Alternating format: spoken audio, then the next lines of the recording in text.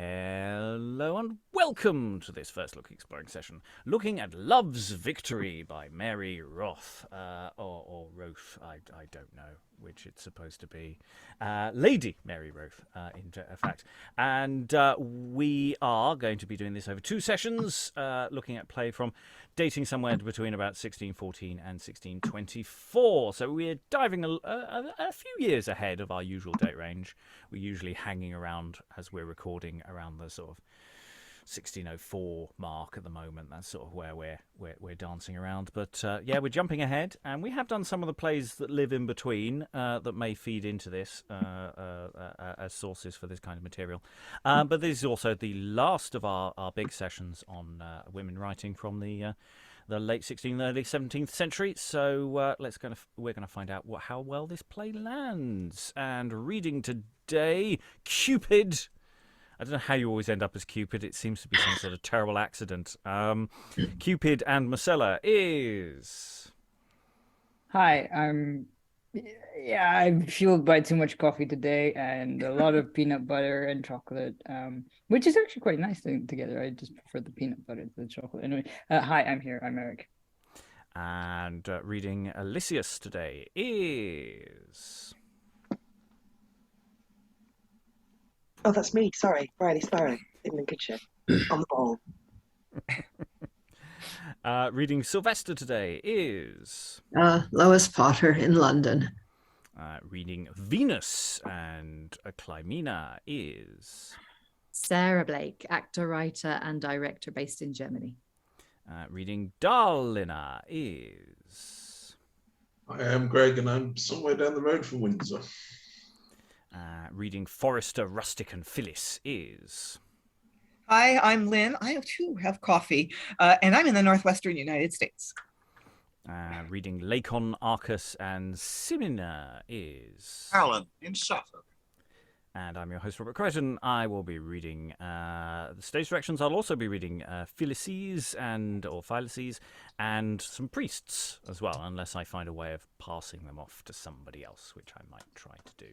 But I don't think I could make it work in advance. Anyway, we're going to dive into the text.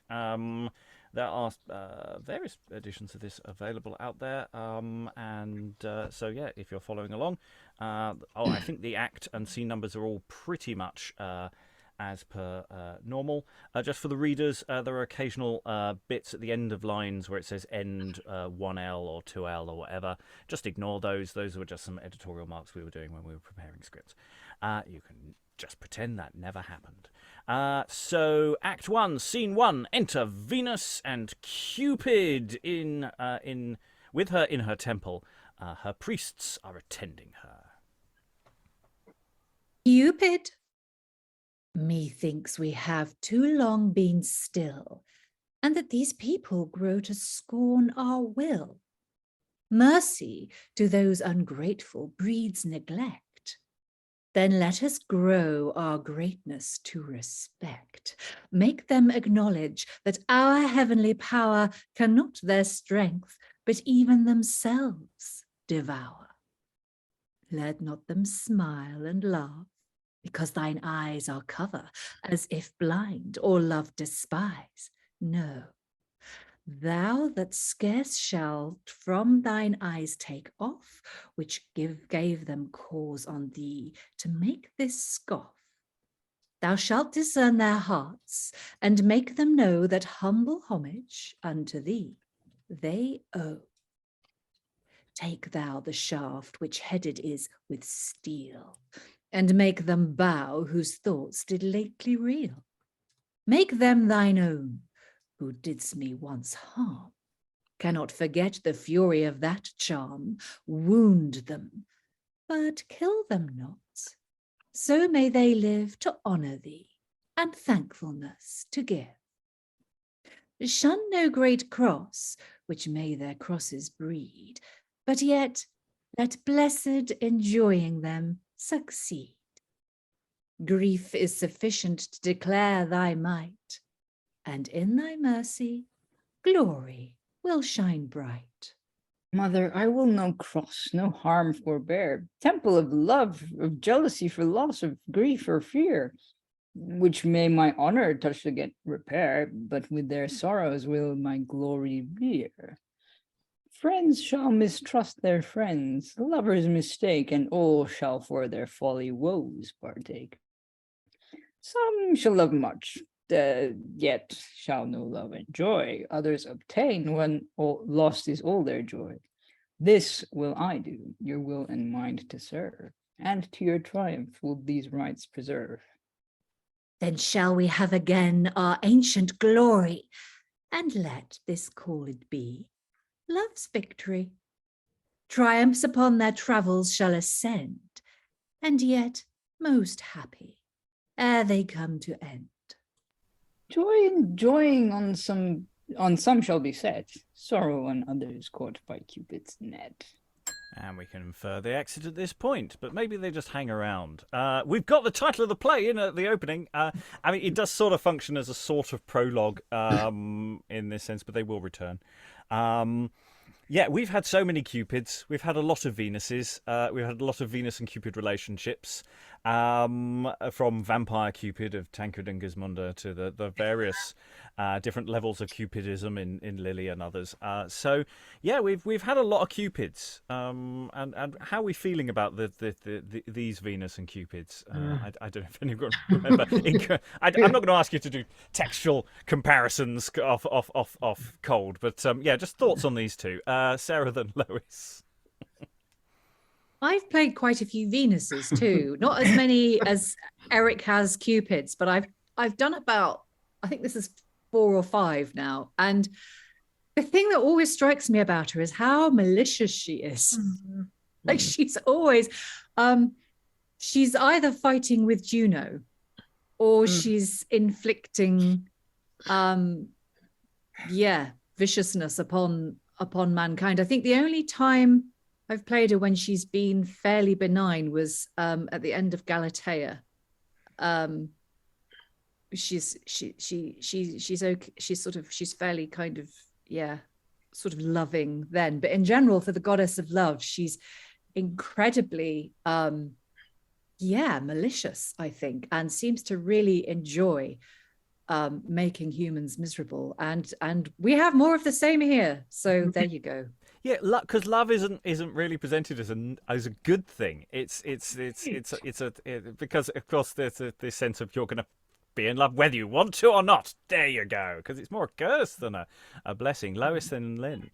Yeah, I mean, just a small point, but Cupid is often called love or amor. Cupids are, little amores. And this means that love's victory is also Cupid's victory. Mm-hmm. Lynn. I was struck by the same thing that Sarah was, that Venus is just kind of mean-spirited. Like, they're not worshiping me enough, therefore I'm going to make them suffer. It'll work out all right for some of them, but some win, some lose. And this kind of was a way that love was conceived of in the Renaissance. Love is suffering, and you're so miserable because you can't attain what your heart desires. And and I really hadn't thought about that until now, that this love equals suffering paradigm that I suppose it's part of the Petrarchan tradition. And was it, is it influenced by the classical view of erotic love or what? But yeah, that's really striking how instead of love being, joyful and satisfying when you end up with the person you love, it's all about suffering, and love is this external force that makes people suffer. Sarah, then Lois. Others probably, Lois was about to say the same thing, and others will know more about this than I do because I don't really remember. But there's in classical literature, there's different types of love, aren't there? And I'm getting the feeling that certainly in the earlier era, the 1590s, and maybe still here, Venus is only representing, one kind of love. She's only representing maybe erotic love, or she doesn't even seem to be representing that. She's sort of representing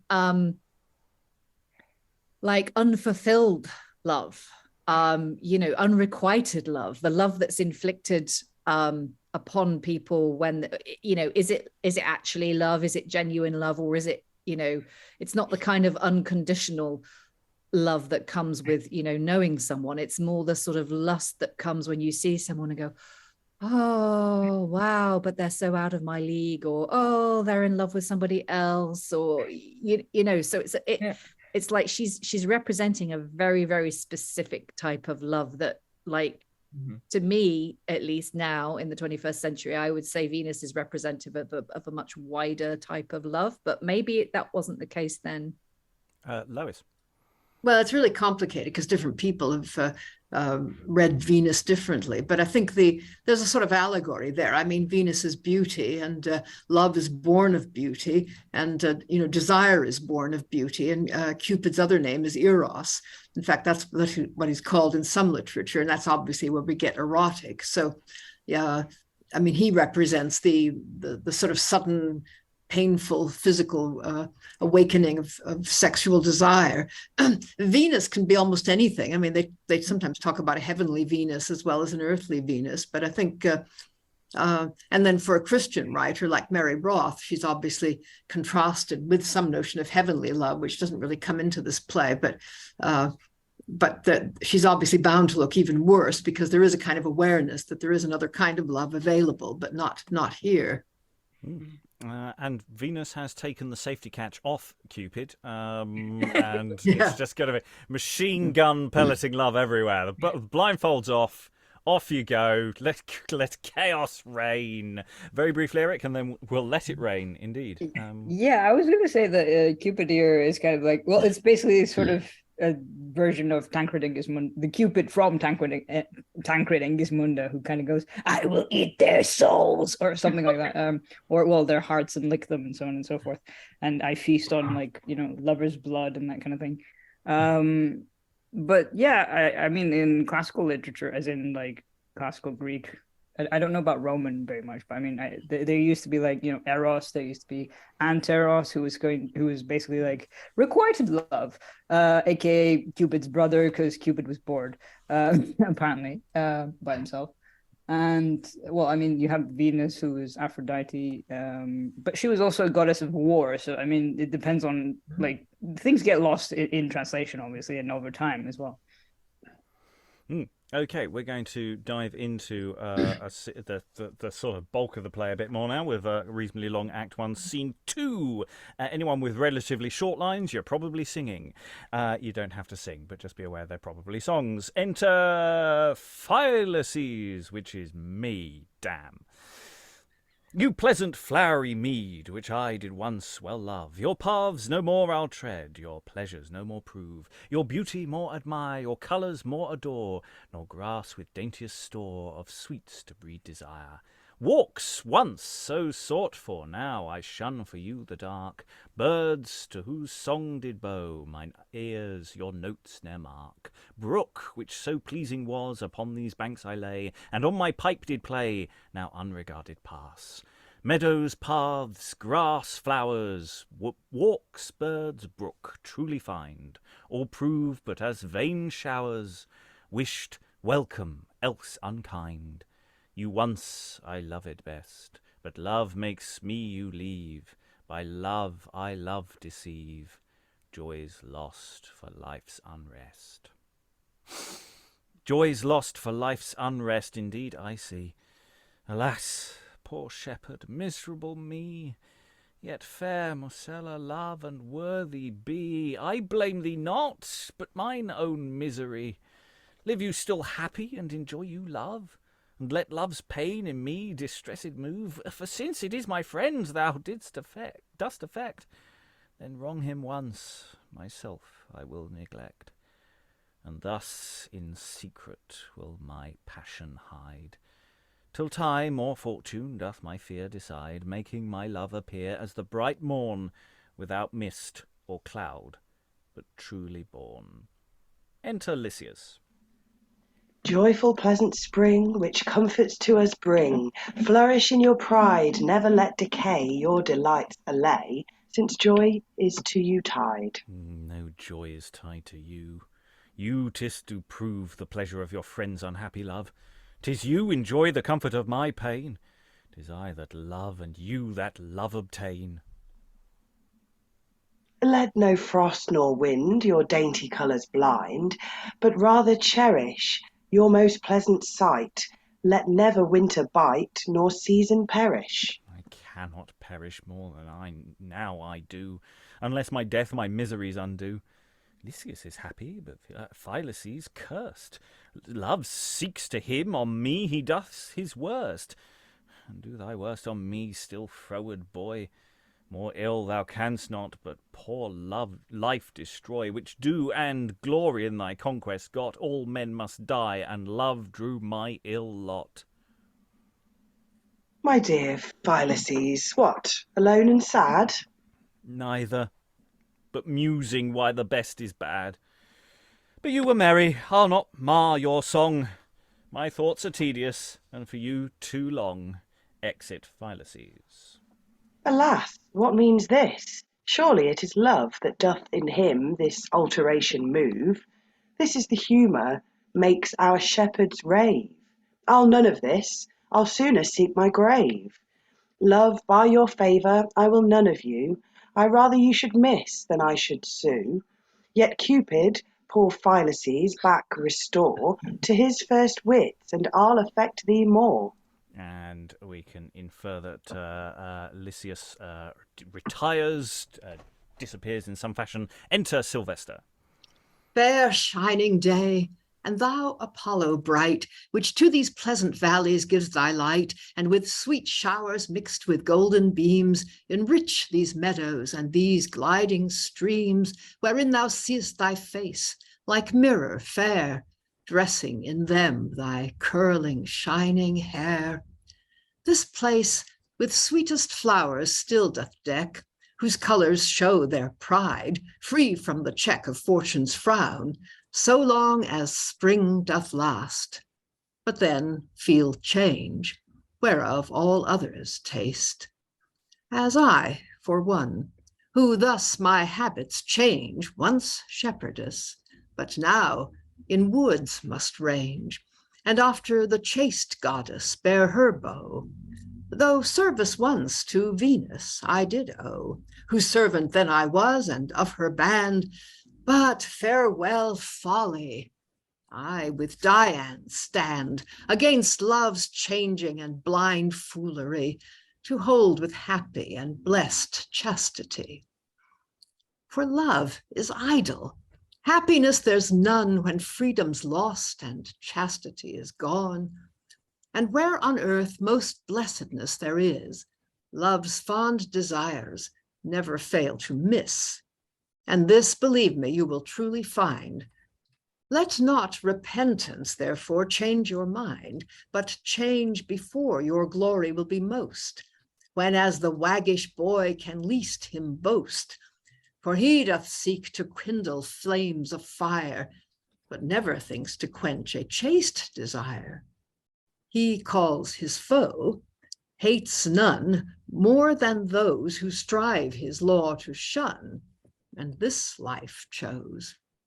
All virtue hates his kingdom's wantonness, his crown desires, his scepter idleness, his wounds hot fires are, his helps like frost, glad to hurt but never heals, thinks time lost if any gain their long-sought joy with bliss.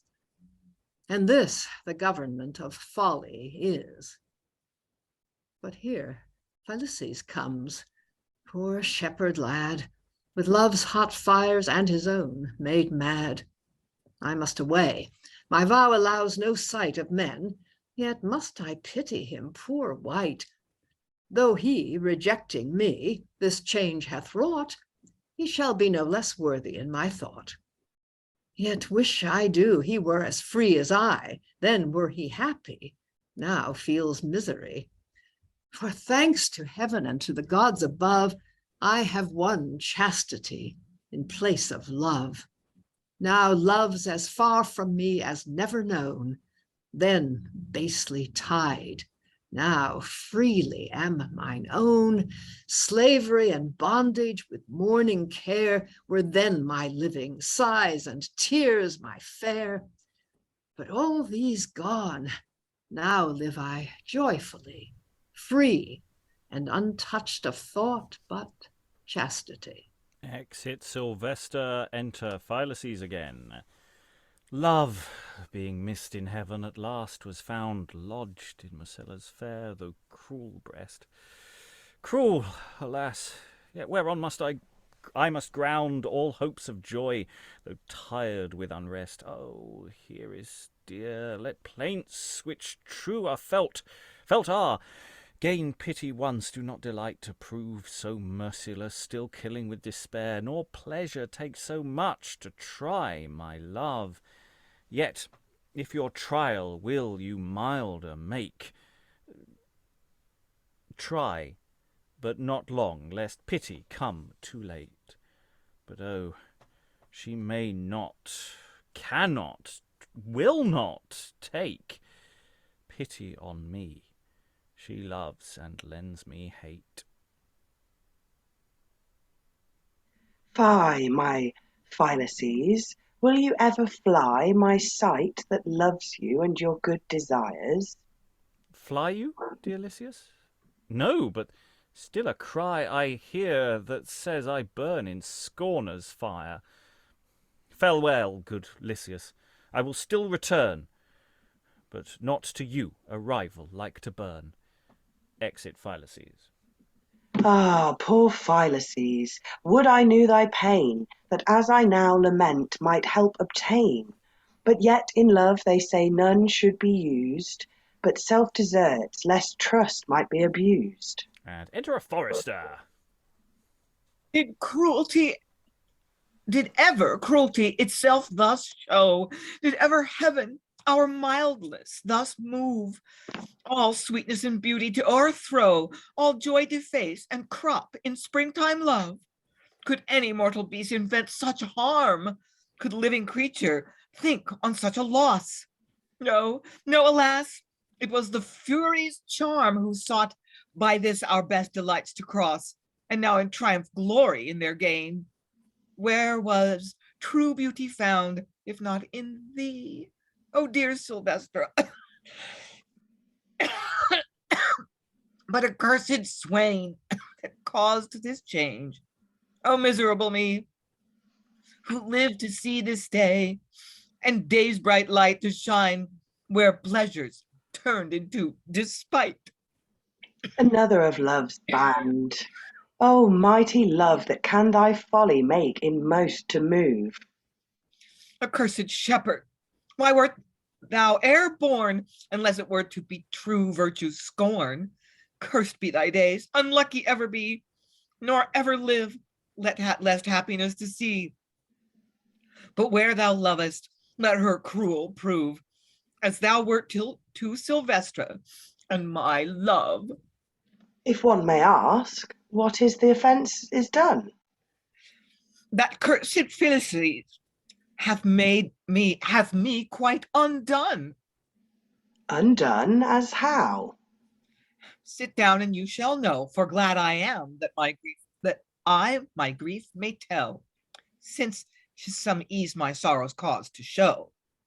Disburdening my poor heart, which grief doth swell, then know I loved, alas, and ever must, Silvestra fair, sole mistress of my joy, whose dear affections were in surest trust laid up in flames, my hopes clean to destroy. For as I truly loved, and only she for Fillis sighed, who did reject her love and pains, nor would she, cruel, see my plaints nor tears, but followed his neglect with greater passion. I followed her still, and after both did hie, though for my ill, who thus do live all wretchedness to taste. Long time this lasted. She constant loved, and more she loved, more cruel she grew, till at length thus tyrant-like he proved, forcing that change which made my poor heart rue, for she, perceiving hate so far to guide his settled heart to nothing but disdain, having all manners and fashions tried that might give comfort to her endless pain. But seeing nothing would his favor turn from fondly flying her truest love, led by those passions which did firmly burn, so hot as nothing could those flames remove, but still increase. She, for the last resolved to kill this heat, this hopeless course to take, making a vow which cannot be dissolved, as not obtaining love, will love forsake. For she hath vowed unto Diana's life her pure virginity, as she who could no more than once love, nor another's wife consent to be, nor his now, if he would. This hath he done by his ungratefulness. Would it might turn to his own wretchedness. Oh, curse him not, alas! It is his ill to feel so much as doth his senses kill, and yet, indeed, this cruelty and course is somewhat strange for shepherds here to use. Yet see I not how this can prove the worse for you whose love she ever did refuse, but much the better, since your suffered pain can be no glory to another's gain. Would it could be to any's gain the most of glory, honor, fortune, and what more can added be, though I had ever lost and he obtained the chief of beauty's store. For then I might have her sometimes beheld, but now am barred, for my love placed was in truest kind, wherein I all excelled, not seeking pain, but losing did surpass those that obtain. For my thoughts did ascend no higher than to look, that was my end. What strange effect doth fancy among us prove, who still brings forth new images of love? But this of all is strangest to affect, only the sight and not the joys respect, nor ends of whining love, since sight we gain, with small ado the other with much pain, doubling the pleasure, having left despair, and favour one which kills all former care. And sure, if ever I should chance to love, the fruitful ends of love I first would move. I wish you may obtain your heart's desire, and I but sight, who waste in chastest fire. Exit Forester. These two to meet in one I ne'er did find, love and chastity linked in one man's mind. But now I see love hath as many ways to win as to destroy when he delays. Exit Lissius.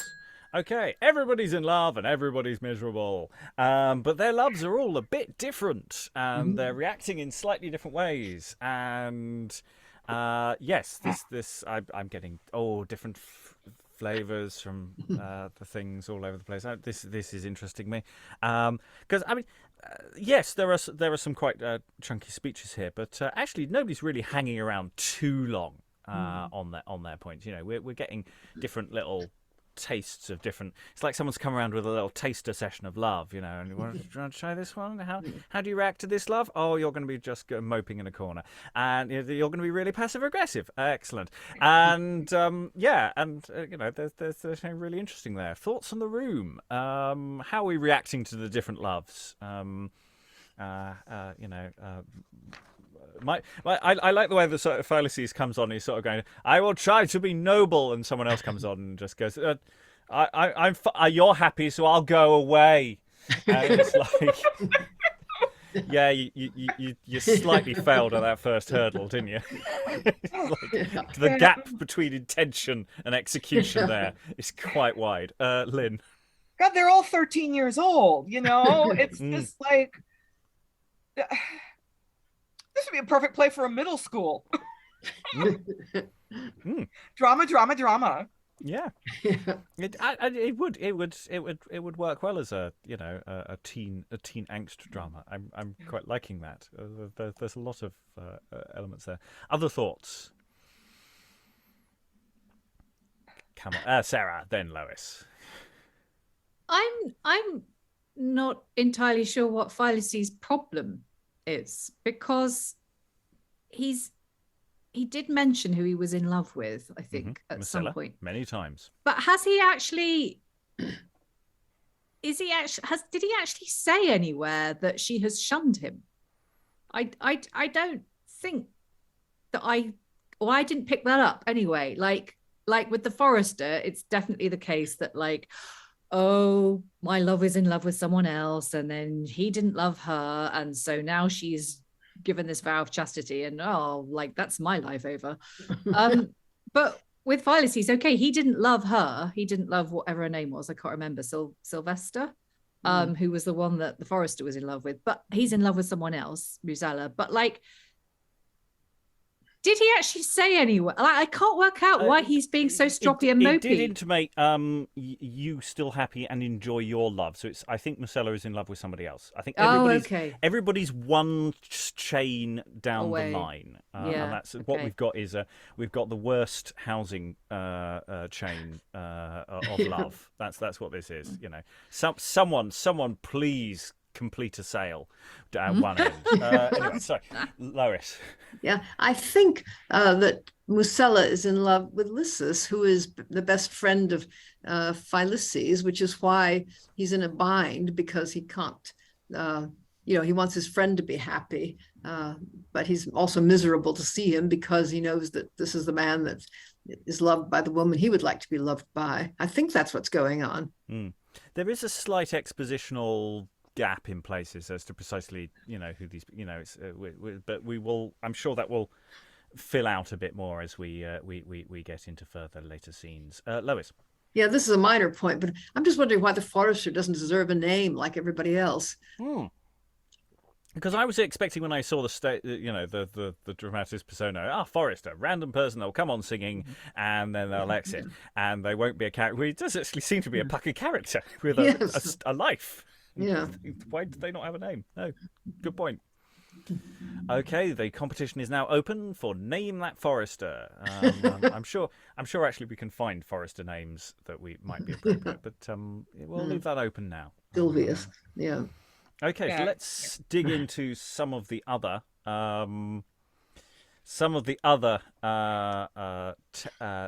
characters and the expansion of the narrative a little bit as we go into Act 1, Scene 3.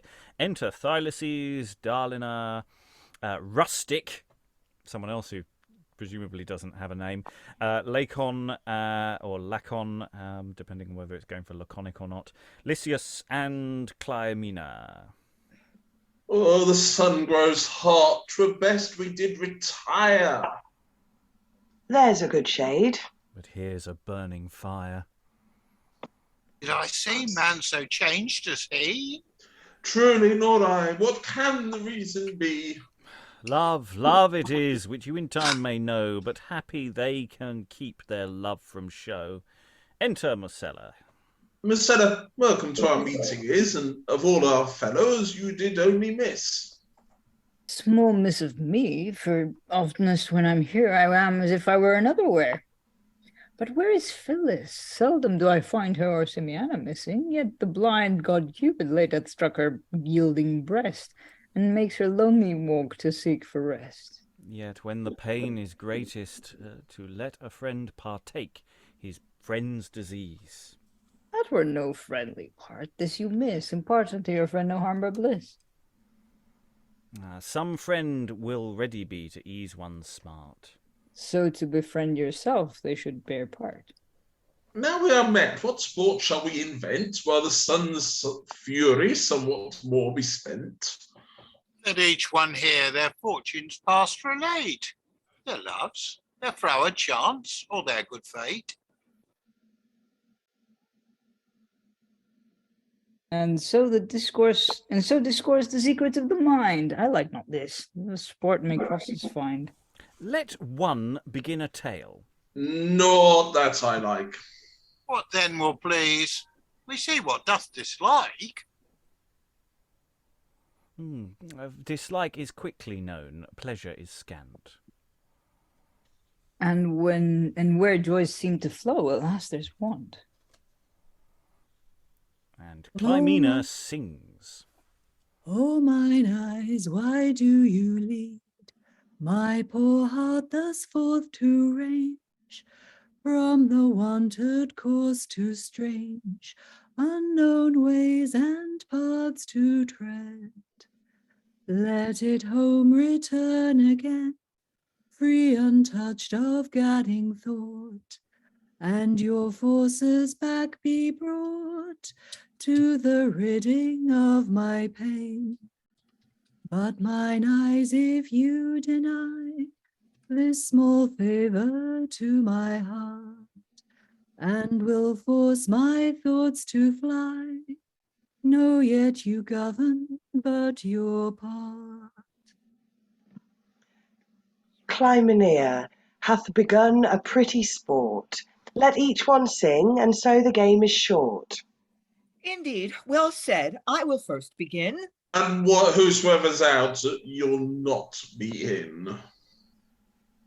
Sing they who have glad hearts or voice to sing. I can but patience to this pleasure bring. Then you and I will set some judges be. That would fair Musella first would judge of me. Will you then sing? No, I would only say... Choose some time else. Who will begin this play? Why, that will I, and I will sing of thee. Sorry, I should your subject be. When do I see thee whitest thee, yet wither lambs, yea, whiter than lamb's wool? How do I joy that thee enjoy? I shall with my heart full. Thy eyes do play like goats with hay, and skip like kids flying from the sly fox. So eyelids box, shuts up thy sights prying. Thy cheeks are red like ochre spread on a fatted sheep's back. Thy paps are found like apples round, no praise shall lack. Well, you have praises given enough. Now let some other to commend. I had much more to say, but thus I'll met and stayed. Now I will hearken and attend. By a pleasant river's side, heart and hopes on pleasure's tide, might I see within a bower, proudly dressed with every flower, which the spring doth to us lend, Venus and her loving friend. I upon her beauty gazed, they, me seeing, were amazed, till at last upstepped a child, in his face not actions mild. Fly away, said he, for sight shall but both breed and kill delight. Fly away and follow me, and I will let thee beauty see. I obeyed him, then he stayed, hard beside a heavenly maid. Then he threw a flaming dart, and unkindly struck my heart. But what became then of the cruel boy? When he had done his worst, he fled away. And so let us. 'Tis time we do return to tend our flocks, who all this while do burn. Burn and must burn, this suddenly is said, but heat not quenched, alas, but hopes decayed. What have you done? Must I lose my song? Not lose it, though while we it prolong. I am content. And now let's all retire. And soon return, sent by love's quickest fire. So that's all very, very clear. As mud. Song contest, was it a no from I am slightly confused as to I did like the song, the first song. I did quite like the Rustic song. There were some nice bits in there that I was enjoying that. Lighter than lamb's wool. Their eyes do play like goats with hay. Yeah.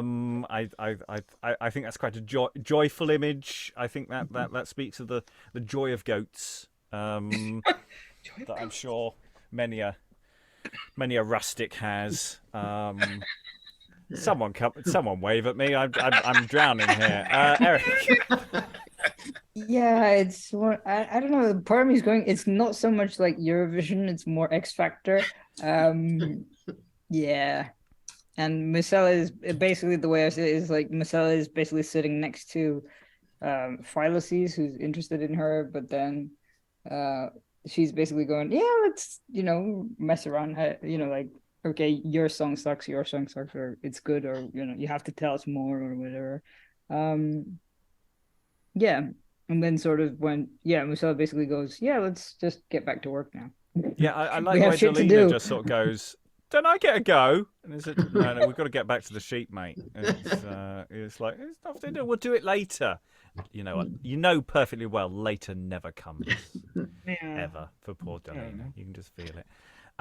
So, Lynn, were you waving? And then Sarah. Yeah, goats with hay. I mean, I was sort of wondered earlier, like how, when I said this was so junior high, so middle school, are we supposed to find these characters sort of ridiculous and amusing? Are we supposed to feel some compassion for their suffering? And then comes on the Rustic with like, oh, your boobs are like apples. Like, oh. So, and of course, it's the Rustic. We got to make fun of country people. So yeah, I'm actually wondering about the tone here, right? Is this really actually more satire than we originally might have thought? Sarah, then Lois, and then Eric. It's interesting you say that, Lynn, because I was getting Mean Girl vibes off Musella. Mm-hmm. And going back to what you were saying earlier about middle school, I'm sort of seeing her as a bit of a queen bee here. Yeah. And if you played it that way, then actually, yeah, that sort of whole high school satire parody thing does actually make perfect sense. It does kind of bring it to life slightly if you see them all, in that genre. Yeah. And she's the sort of center of everything. She doesn't seem particularly perturbed. Venus hasn't really hit her, and yeah, I have a feeling she's gonna maybe come crashing down. But let's wait and see. Lois. Yeah, I mean, the pastoral mode, as in, I don't know, Sydney's Arcadia, which is probably the model for everybody, usually does involve a lot of really serious characters who behave like aristocrats, although theoretically they're shepherds. Sometimes they're aristocrats disguised as shepherds. And there usually are some lower status characters who are there for the comic relief. So I'm afraid I think that's what Rustic is, and possibly Dalina, or whatever her name is. The other thing that strikes me is just that a lot of these lines don't scan terribly well. I mean, they're the right number of syllables, but the stresses are not in the right places. I don't know if this is actually a poor sense of scansion on Mary Wroth's part, or whether a lot of these things are songs. And of course, in song, you can do things with melody. You can put a lot of notes on one syllable and so on to make the whole thing sound as if it does scan. You don't need to be as rigorous. I don't know if that's what she's doing, or indeed whether there's a different way of pronouncing some of this, though I can't see what it is that makes it sound a bit better. Yes, I mean, there are a few lines where there are a few errors in the text that we've stumbled across as we've been going along. But I have noticed we are tripping a little more over some of this. It does seem to be doing some interesting things, but maybe we shall see what those things are further as we go on. Eric. I was just going to say that it's an interesting sort of pastoral, because usually you get stuff where like they would sing as a choir or together if it was like intended for boys or like younger people whose voices have not broken. But then there's a part of me going, maybe Musella and Fillis are actually characters played by older actors, so that they could basically get away with not singing, so that they don't have to, like, if their voice is broken, for example, or because like in other plays, like for Lily and that kind of thing, we've seen like people who are young boys who are like, yeah, let's sing, and obviously they sing as a choir, or like they sing in the round and that kind of thing. I don't know, just a thought. Yes, so we don't really have any specific auspices for how this may have been performed. If it was performed when it was written, it is a little murky. It's reasonably probable that it was performed, or certainly it was designed for performance, but we don't actually have any direct evidence for that event. It would probably be a private affair, but yes, it's feeding off all sorts of things, and I'm sort of enjoying all of these things, but we'll see how it goes. Let's go into Act 1, Scene 4. Let's close Act 1 as our double act returns. Enter Venus and Cupid appearing in the clouds. This is nothing. What? Is this your care? That among 10, the half of them you spare? I would have all to wail and all to weep. Will you at such time as this go to sleep? Awake your forces, and make Lissius find Cupid cruel be, as well as kind. Shall he go scorning thee and all thy train, and pleasure take he, can thy force disdain? Strike him, and tell him thou his lord wilt prove, and here vassal unto mighty love. And all the rest that scorners be of thee, make with their grief of thy might feelers be. 'Tis true that Lissius and some others yet are free and lively, but they shall be met with care sufficient, for it is not their time as yet into my pleasing pain to climb. Let them alone, and let themselves beguile. They shall have torment when they think to smile. They are not yet in pride of all their scorn, but ere they have their pleasures halfway worn, they shall both cry and wail and weep, and for our mercy shall most humbly creep. Love hath most glory when his greatest sprites he downward throws unto his own delights. Then take no care, love's victory shall shine, when as your honor shall be raised by mine. Thanks, Cupid. If thou do perform thine oath, as needs you must, for gods must want no troth, let mortals never think it odd or vain to hear that love can in all spirits reign. Princes are not exempted from our mights, much less should shepherds scorn us and our rights. Though they as well can love and like affect, they must not therefore our commands neglect. Nor shall, and mark but what my vengeance is. I'll miss my force, or they shall want their bliss, and arrows here I have of purpose framed, of which as their qualities, so are they named. Love, jealousy, malice, fear, and mistrust, yet all these shall at last encounter just. Harm shall be none, yet all shall harm endure. For some small season, then of joy be sure. Like you this, mother?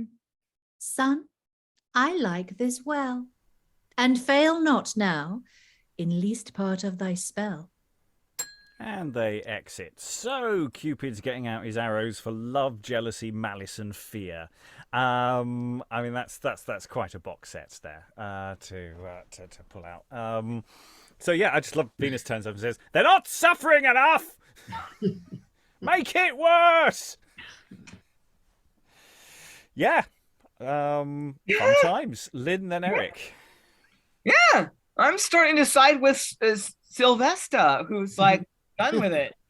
Yeah. I'm not playing this game anymore. Mm. Kind of see where she's coming from there. Yeah, fair dues. Eric. There's a part of me going that Venus is probably the voice of not the voice of the author, but it's very much that thing of like, okay, so I have these characters. If you're writing a play or something, or a story, I have these characters and they're not reacting enough. I need to make this situation worse to make it look inevitable. And it just made me think of that. Also, I do like, there's a part of me going, fail not now in at least part of the spell is what Venus says, and every time she's like emphasizing, you better not mess this up. But there's a part of me wondering, what if he does, as in like, what punishment would Venus have for him? Yeah, you know, it's a very real possibility that all this will. Yeah, I mean, you're right. It's that writer's room thing of how can you make it worse? How can you make the situation worse? Well, you know, it's that Charles Dickens thing. You know, just throw a baby on the fire when the narrative's getting a bit dull. So yeah, let's see how it gets worse as we go into Act 2. Enter Act 2, Scene 1. Enter Musella, Dalina, Simeana, Fillis, Lissius, and Lacon, and lots of other people as well, possibly. We might have a rustic about, we might have a forester about. They might enter in a moment. It depends on how you mark up your script. Methinks we now two silent are. Let's play at something while we yet have pleasing day. And again, we might have Silvesta and Forrester entering round here, but they're not joining in with the others.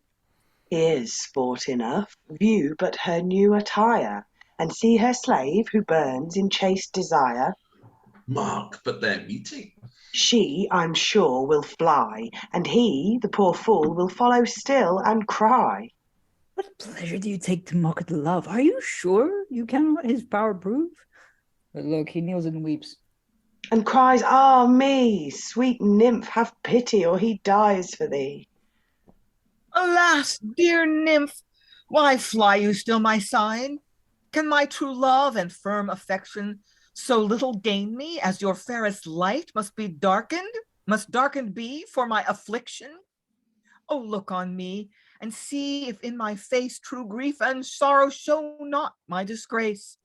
If that despair do not by sighs appear, if felt disdain do not with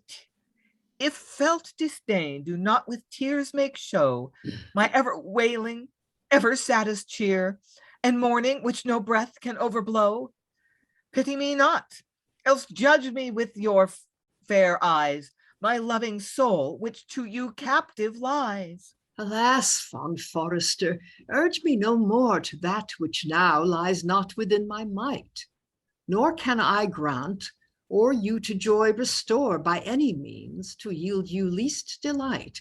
For I have vowed, which vows I will obey, unto Diana. What more can I say? Oh, this I know, yet give me but this leave to do as birds and trees and beasts may do. Do not me of sight bereave, for without you I see not. Ah, undo not what is yours, or throw not what's your own. Let me, though conquered, not be quite o'erthrown. I know you have vowed, and vows must stand, yet though you chaste must be, I may desire to have your sight, and this the strictest band cannot refuse. But this I require, then grant it me, which on knees do seek. Be not to nature and yourself unleak. No, I ne'er believe your fond maid oath. I chastity have sworn. Then no more move. I know what 'tis to swear and break it both, what to desire and what it is to love. Protest you may that there shall nothing be by you imagined against my chastity, but this I doubt. Your love will make you curse, if you so much do love, that cursed day when I this vowed. Attempt it may be worse. Then follow not, thus hopeless, your decay, but leave off loving. Or some other choose, whose state or fortune need not you refuse. Indeed, sweet nymph, 'tis true that chastity to one that loves may justly raging move. Yet loving you, those thoughts shall banished be, since 'tis in you I chastity will love. And now depart, since such is your pleasure. Depart, oh me, from joy, from life, from ease. Go I must, and leave behind that treasure which all contentment gives. Now, to displease myself with liberty, I may go free, and most with liberty, most grief, most woe. Exit Forester. Lissius, I hope this sight doth move in you to pity so much constant love.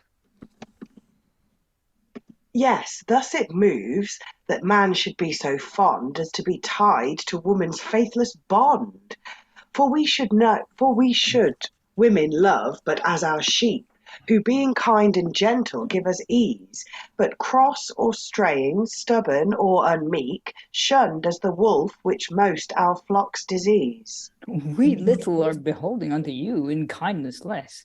Yet you these words may rue. I hope to live to see you wail and weep, and deem your grief far sweeter than your sleep.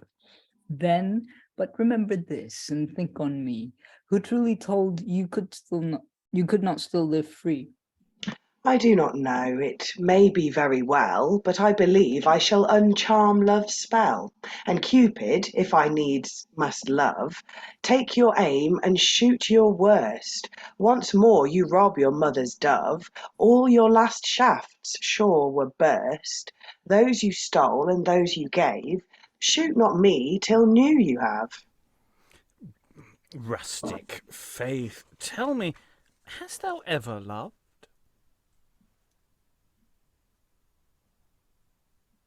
I can't tell because you're muted. What call you love? I've been to trouble moved, as when my best cloak hath by chance been torn. I have lived wishing till it mended were, but so lovers do. Nor could forbear to cry if I my bag or bottle lost, as lovers do who by their loves are crossed, and grieve as much for these as they for scorn. Called you this love? Why, love is no such thing. Love is a pain which yet doth pleasure bring, a passion which alone in hearts do move, and they that feel not this they cannot love. 'Twill make one joyful, merry, pleasant, sad, cry, weep, sigh, fast, mourn, nay, sometimes stark mad, if they perceive, scorn, hate, or else disdain to wrap their woes in store for others' gain. For that, but jealousy is sure the worst. Then be jealous, better be accursed. Oh, some are, and would it not disclose, they silent love and loving fear are those deserve most pity, favour, and regard.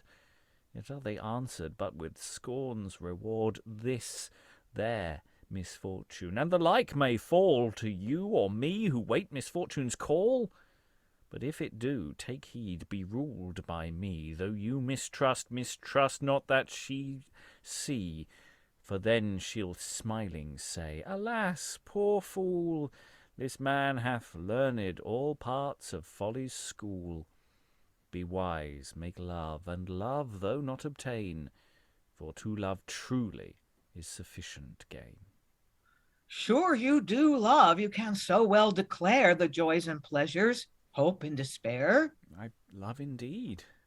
But who is she you love? She, who best thoughts must to affection move. If any love, none need ask who it is. Within these plains none loves that loves not this delight of shepherd's pride, of this fair place. No beauty is that shines not in her face, whose whiteness whitest lilies doth excel, matched with a rosy morning to compel all hearts to serve her. Yet doth she affect but only virtue, nor will quite neglect those who doth serve her in an honest fashion, which sure doth more increase than decrease passion. Enter Arcas. Here are they met, where beauty only reigns, whose presence give the excellentest might, and brightest, dimming Phoebus, who but feigns to outshine these, it is not in his might. Fair troop, here is a sport will well befit this time and place, if you will license it. What is't, good Arcas? Why, stay, and you shall see. Here is a book, wherein each one shall draw a fortune, and thereby their luck shall be conjectured. Like you this, you ne'er it saw. It is... Oh. Oh, it is no matter, 'tis a pretty one. Musella, you shall draw. Oh, choose alone. I never saw it, but I like it well. Then he chieves best of all, must bear the bell. Pray thee, good Arcas, let me hold the book. With all my heart. Yet you're not some lot's brook. Fairest, sweetest, bonny lass, that you that love in mirth to pass, time delightful come to me, and you shall your fortune see. You tell by book, then sure you cannot miss. But shall I know what shall be, or what is? What shall be you need not fear. Rustic doth thy fortune bear. Draw, and when you chosen have, praise me who have such fortune gave. And so I will. If good or if untrue, I'll blame mine own ill choice and not blame you. And she draws a choice from the book. Pray, may I see the fortune you do choose? Yes, and if right, I will it not refuse. None can be cross to you except you will. Read it. I will, although it were my ill. Fortune cannot cross your will, though your patience much must. Fear not that your luck is ill, you shall your best wishes see. Refuse, believe me, know you have no cause. Thus hope brings longing, patience, passion draws. I'll try what mine shall be. Good Rustic, hold. A man must follow. I'm still too bold. Then I will try, though sure of cruelty. And he draws. And yet this lot doth promise good at last, that though I now feel greatest misery, my blessed days are not all past. Come, this fond lover knows not yet the play. He studies while our fortunes run away. What have you got? Let's see. Do you this love? Read it, but heaven grant me the end to prove. You do live to be much crossed, yet esteem no labour lost. Since you shall with bliss obtain pleasure for your suffered pain. Truly, I cannot blame you. Like you this, so I at last might gain, I well could miss. After a rain, the sweetest flowers do grow, so shall your hap be, as this book doth show. Oh, now must I draw. Sweet fortune, be my guide. She cannot see, yet your chance must abide. Blind or no, I care not. Take this I take, and if good my luck, or if not, a luckless hand. And she draws. If fortune guide, she will direct to love. They cannot parted be. How now, dost move? Move? Did you ever see the like? Not I. Nay, read it out. It shows my constancy. They that cannot steady be, to themselves the like must see. Fickle people thickly choose, slightly like, and so refuse. This is your fortune, who can say, herein justice bears not sway.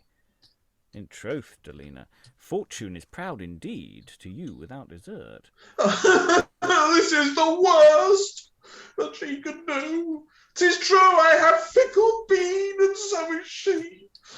'Tis then the lesser sin. Let her prove constant, I will her observe, and then as she doth mend, our good deserve.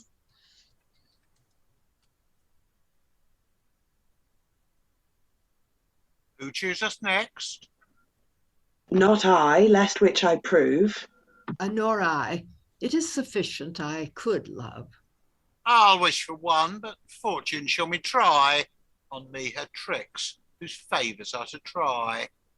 None can wish if they their wishes love not, nor can they love if that wishings move not. You fain would solve this business. Who? Would I? Nay, my cares past, I love, and him deny. Love and reason once at war, Jove came down to end the jar. Cupid, said love, must have place. Reason, that it was his grace. Jove then brought it to this end. Reason should on love attend. Love takes reason for his guide. Reason cannot from love slide. This agreed, they pleased did part. Reason ruling Cupid's dart. So as sure love cannot miss, since that reason ruler is. It seems he missed before he had his guide. I'm sure not me, I ne'er my heart could hide. But he it found, so as I may well may say, had he been blind, I might have stolen away. But so he saw and ruled with reason's might, as he hath killed in me all my delight. He wounded me, alas, with double harm, and none but he can my distress uncharm. Another wound must cure me, or I die. But stay, this is enough. I hence will fly, and seek the boy that struck me. Fare you well, yet make your pleasures prove my hell. Exit Fillis. Fillis hath left us. Let's go back and tend our flocks, who now our care do lack. Yet would he had more pleasant parted hence. What in him, or that I could but judge the cause from whence these passions grew, it would give me much ease, since I perceive my sight doth him displease. I'll seek him yet, and yet of him truly know what in him hath bred this unusual woe. If he deny me, then I'll swear he hates me, or affects that humour which debates in his kind thought, which should the master be, but who the friend is I will quickly see. Exit Lissius. Well, let's away, and hither soon return that one to me whose absence make me burn. And they exit. End of scene. Yeah, quite a lot of stuff going on here. We've got the sorting hat of future prediction love stuff. We've got more of these sort of negotiations, shall we say, and discussions of what love is. I mean, it's strange. Fillis' grasp of what love is has shifted quite dramatically from Act 1 to Act 2. I don't know if it's just that I've just got into it and I've clicked in but he seems to be much more with it now in different ways. It doesn't quite seem to be following the same path as earlier, because there's some, yeah, he seems different. Lynn? I agree that it's his takes on love seems different, but the whole love is guided by reason thing made like zero sense to me. Like, what's he talking about? No, love and reason, yeah, they're kind of antithetical. I'm not getting it. Yeah, it comes, it's all in a book, so he's cribbed the notes at the back of the book. He hasn't actually understood where any of it's coming from, and it's just it's just saying things. But yeah, there was some. Whereas in the first act, I was sort of going, oh, yeah, get over yourself. I was quite liking some of his dialogue, actually. There was some nice. You don't understand love, mate. You're the comic. You clearly have missed the point of love. Let me explain the sort of the agonies of love. I sort of vaguely went with that. I was sort of going with that. Are we finding Silvesta more and the Forester more interesting or different, or what are we finding? Thoughts on the room? Other people? Eric, I saw waving. I'll go to Eric. Yeah, I was just going to say about the love reason thing. It just made me think of the whole charioteer allegory from Plato, but I don't know if that's just me. Like sort of reason being like the charioteer versus I think it was 3 parts of the mind, and now I can't remember what the third one is. But anyway, the others, yeah. Anyway, yeah. I think we all skipped that one. But yeah, what if it loves the speed control, but reason is the steering, or is that kind of the thing? And then Jesus takes the wheel. I don't know. I'm confused. So Lois. Yeah, I was a bit puzzled when Silvesta had that one line later in the scene, because I thought, although there's no exit for her, that she must have gone off just before the forester, because I think he says something like that, you can go now or something, and Yeah. because I'm going. So it seemed logical, but then it turns out she's there. I just wonder if that was a mistake. That might be a mistake. Let me check that while while everyone is chatting about other things, because I'm fairly certain that they have exited by that point. So, yes. Other thoughts while I continue my textual digging. I mean, the mistake could be Mary Wroth. She may have forgotten that the character was supposed to exit, but it just seems sort of pointless to keep her there, especially since... no, it should be Simeana. Right. That's just an S, a different S got transposed. Right. Other thoughts? So we get this. Let's all have party games. It does feel like a party. It has a sort of spin the bottle. Let's do a Ouija board and find out what our fortune for love is. And Dalina does not have a good time. And it's basically going, "You are a vain, fickle creature," and going, "Yes, I am. You've seen me. No."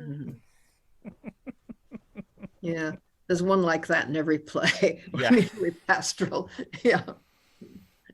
Yeah, I mean, isn't there a similar sort of scene, but with much more sort of portentousness in sort of future-proofing going on in Sappho and Phao, I seem to recall, where maidens sort of have there's a prediction-y thing going on there, I seem to recall. And because I'm assuming there's some Lily vibes in some of this. Eric? I was gonna say that the bit about what was it? I'll seek him. What was that? I think it was Fillis. I don't know how. That he's going to go hunt down Cupid. Basically, I like to think that they're gonna arm wrestle in the final act or something. Just like, or just sort of WWE it or something. Yeah, okay. SmackDown against Cupid. Yeah, exactly. Yes. Let's if it's not there, let's put it in. Yes. Okay, that's agreed. Carried unanimously by the room. There we are. Okay. Let's go deeper into Act 2. There's 2 shortish scenes. I'm going to unilaterally say that the second short scene. Alan, could you read the priests? Because Okay. I'm stepping in for someone who dropped out, and that's why I'm saying a hell of a lot more words than I should be saying. And it's getting in the way of me doing all my other jobs. So, but it's too late to change Fillis now, I think. So, Act 2, Scene 2, enter Fillis and Lissius.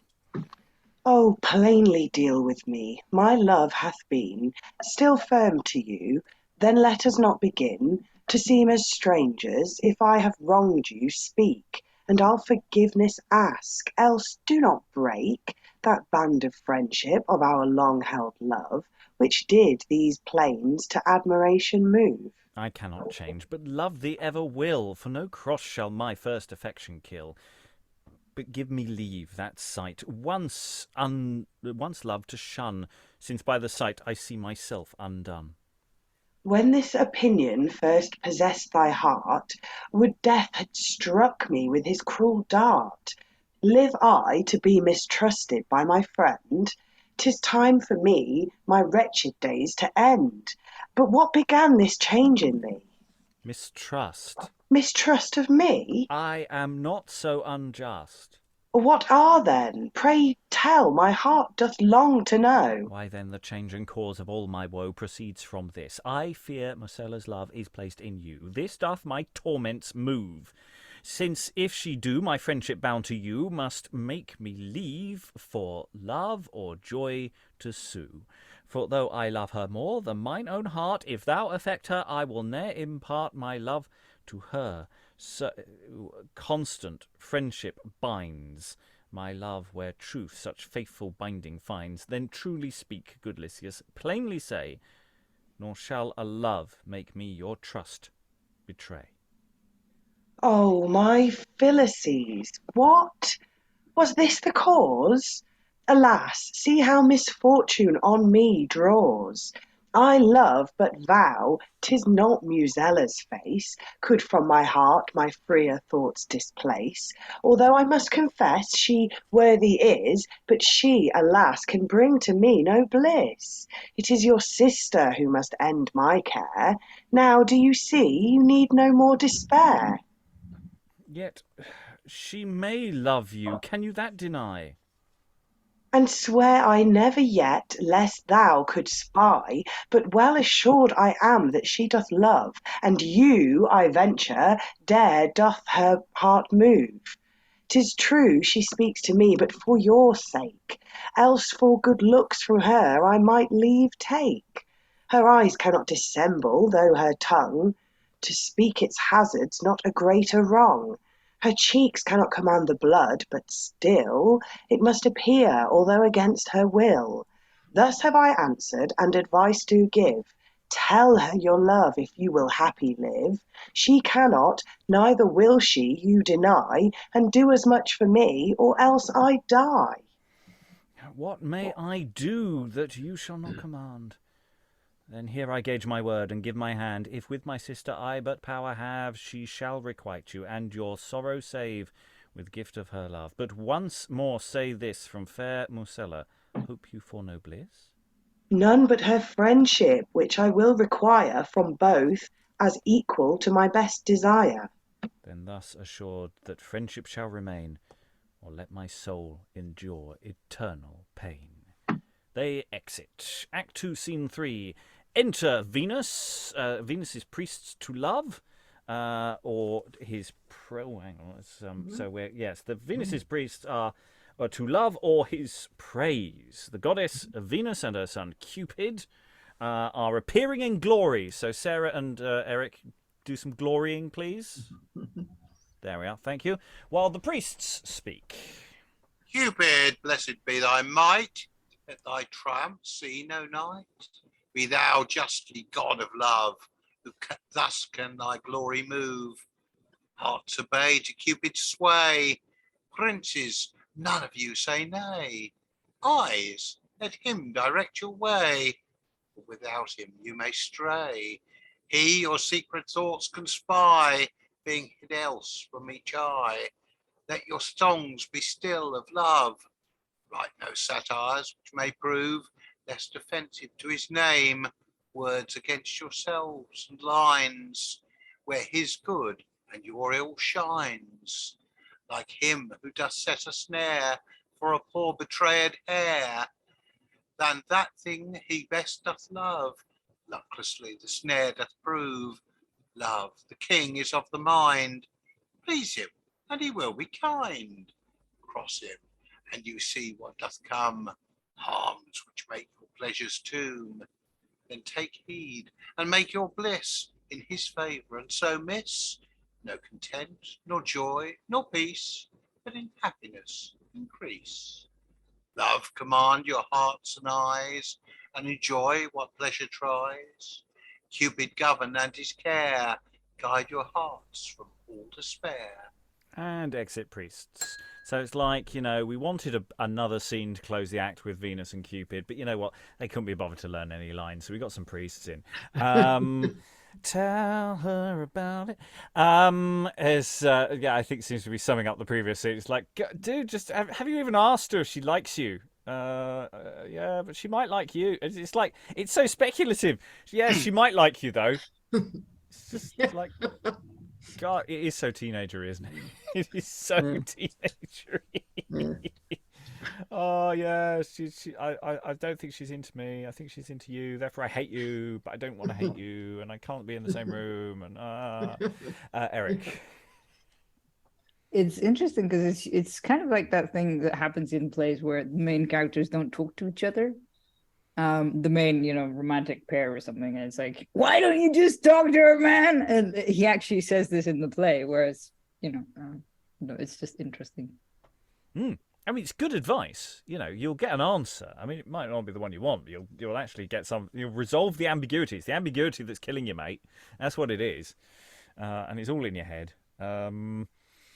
Yeah, it's good advice. So I'm not knocking the advice, Lynn. Yeah, but in this, vision of love in this iteration of erotic longing, achieving the goal isn't the goal, if that makes sense. Like, I keep thinking about the number in Sondheim's Into the Woods, where the two princes sing about their love, agony, unbearable bliss. That's what's going on here. I mean, we're indulging in the misery. That's part of what's going on here. Is consummation is not what satisfaction is not what we're after. It's like the longing is an end in itself. Yes. Well, any other thoughts? Priests, do some priest things. No thoughts on the priests. No, I didn't Sarah. understand what I was saying. Sarah. It just has such a strong meter and rhyme. I just wanted it to be a rap. I think if you were doing a high school version of this would be a little rap interlude in the middle. But if it's going to be a rap, it has to be a really bad one. It has to be just agonizingly bad. That's my feeling about such within the context of this kind of play. Anyway, we shall move on into Act 3. Enter Silvesta and Musella, and we think, probably singing for the first few bits. Yes, let's... Silent woods with desert's shade giving peace, where old pleasures first are made to increase. Give your favor to my moan, now my loving time is gone. Chastity my pleasure is, folly fled. From hence now I seek my bliss, cross love dead. In your shadows I repose, you than love I now have chose. Choice ill made were better left, being cross, so such choice to be bereft were no loss. Chastity you thus commend doth proceed but from love's end, and if love the fountain was of your fire, love must chastity surpass in desire. Love lost bred your chastest thought, chastity by love is wrought. Oh, poor Musella, now I pity thee, I see thou art bound, who most have made unfree. 'Tis true, disdain of my love made me turn, and happily, I think. But you, to burn in love's false fires, yourself, poor soul, take heed. Be sure, before you too much pine, to speed. You know I loved have, but behold my gain. This you dislike, I purchased with love's pain and true felt sorrow.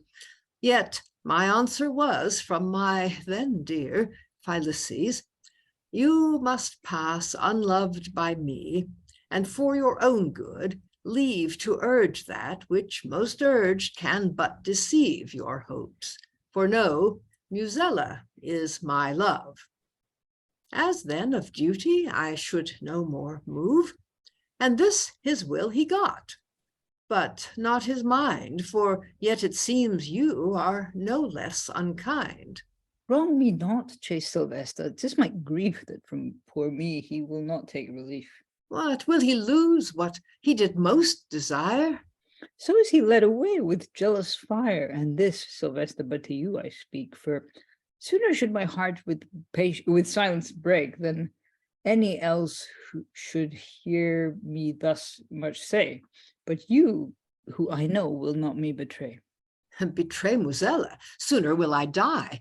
No, I do love you, nor will help deny that lies in me to bring your care to end, or service which to your content may tend. For when I loved Fillis as my life, perceiving he loved you, I killed the strife which in me was. Yet do I wish his good, and for his sake love you. Though I withstood good fortunes, this chaste life well pleaseth me, and would joy more if you two happy be. Few would say this, but fewer would it do, but the one I loved and love the other too. I know you loved him, nor could I less at that time love you. So did he possess my heart, as my thought all hearts sure must yield, to love him most and best, who in this field doth live, and hath not had some kind of touch to like him. But oh, you and I too much. Mine is now past. Tell me now what yours is, and I'll wish but the means to work your bliss. Then no, Silvesta, I Fillis love, but he, although that, or that because he loves, doth me mistrust. Can such mischief move as to mistrust her who such passion proves? But so he doth, and thinks I have Lissius made master of my affections, which hath stayed him ever from letting it, which hath stayed him ever yet from letting me know by words, although he hides it not from show. Sometimes I fain would speak, then straight forbear, knowing it most unfit. Thus woe I bear. Indeed, a woman to make love is ill. But here, and you may all these sorrows kill. He, poor distressed shepherd, every morn before the sun to our eyes new is born, walks in this place, and here alone doth cry against his life and your great cruelty. Now, since you love so much, come here and find him in these woes, and show yourself but kind. You soon shall see a heart so truly won as you would not it miss to be undone. Silvesta, for this love I can but say that peace of heart, which is not given away, shall be your own. The rest will you observe a savor of two hearts, which two will serve you ever with so true and constant love. Your chastity itself shall it approve. I do believe it. For in so much worth as lives in you, virtue must needs spring forth. And for Fillis, I love him and will in chastest service hinder still his ill.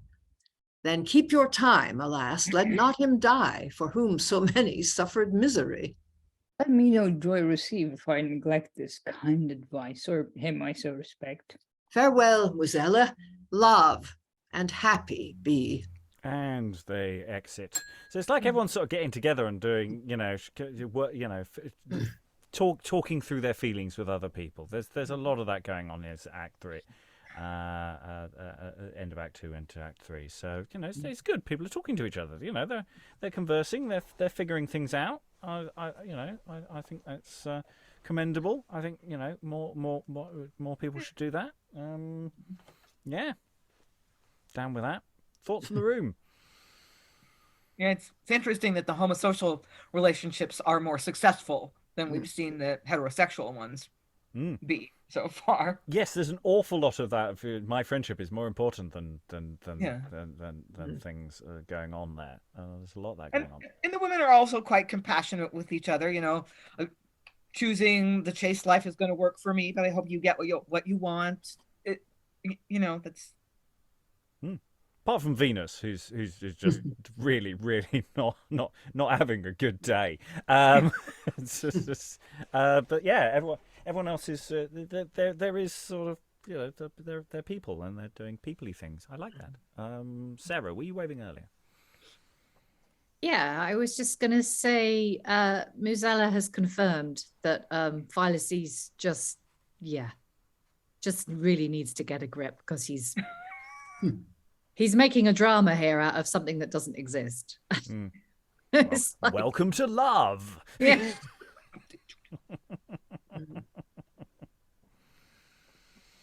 Yeah. Okay. So shall we complete this section of the drama then? Act 3, Scene 2. Oh no, Eric.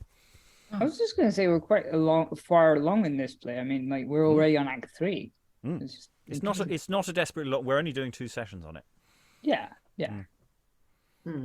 It's not a long one. Lois. Yeah, I wonder if there might have been a lot more music and songs in it, which of course would have lengthened it.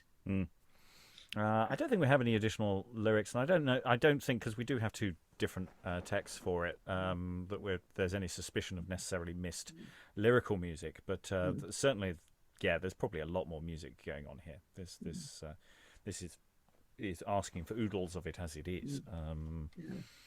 Okay, let's go into Act 3, Scene 2. Oh, God, it's me again. Enter Fillis. Oh, wretched man, and thou all-conquering love, which shows thy power still on hapless me. Yet give me leave in these sweet shades to move, rest but to show my killing misery. And be once pleased to know thy wretched fate, and something pity my ill and my state. Put ever nature of the heavens ere frame, so rare a part, so like themselves divine, and yet that work be blotted with the blame of cruelty, and dark be who should shine to the brightest star of dearest prize, and yet to murder hearts which to her cries, and even at the point of death for care, yet have I nothing left me but despair. Despair. Oh, but despair, alas, hath hope no better portion, nor no a greater scope. Well then, despair with my life coupled be, and for my sudden end do soon agree. Ah me, unfortunate, would I could die, but so soon as this company I fly. Exit. We'll just pause there because we could split this into two scenes. The fact that he talks about people coming on as he exits suggests it could be, you could label it as one scene all of its own. Have I missed something? He's sort of gone, he's really flip-flopping here between, because he had a perfectly sensible conversation earlier and he seemed to be all right, and now he's come on and it's just despair, and Now he's gone full emo. Yeah. Black eyeliner, right? Yeah, but I don't see a cause. It's he had reasonable cause to be optimistic earlier, and now he's just come on and gone, no, I'm sad. I can't be with people anymore. Yeah, he needs psychopharmacology, I think. Briony. Yeah, I was just going to say he's been pretty emo all the way through, because earlier on he had all these asides that I nearly said that's like he's writing in his diary for all these asides in big letters whilst crying. Yeah, he needs to get a grip, doesn't he? Lois. Yeah, he may be a case of erotomania, love sickness. I mean, they did believe that this could happen. And of course, that there were cures for it, but mostly in having sex with the person you love. Funny idea, that. And I don't know, there are quite a few treatises written on it, even by doctors. Yeah, well, and to be honest, I do think that is probably the cure in this case. I mean, he just needs to talk to her. Anyway, she's just been told to. Anyway, we will continue what we could call Act 3, Scene 2, or Scene 3, depending on your point of view. Enter Dalina, Climeana, Simeana, and Fillis. Now we're alone. Let everyone confess truly to other what our lucks have been, how often liked and loved, and so express our passions past. Shall the sport begin? None can accuse us, none can us betray, unless ourselves, our own selves, will bewray. I like this, but will each one truly tell? Trust me, I will. Who doth not well. I'll plainly speak, but who shall be the first? I can say least of all, yet I will speak. A shepherd once there was, not the worst, of those were most esteemed, whose sleep did break with love, forsooth. Of me, I found it, thought I might have him at leisure, liked him not.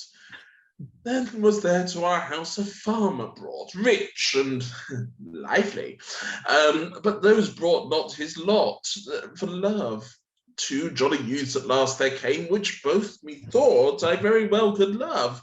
When one was absent, t'other had the name.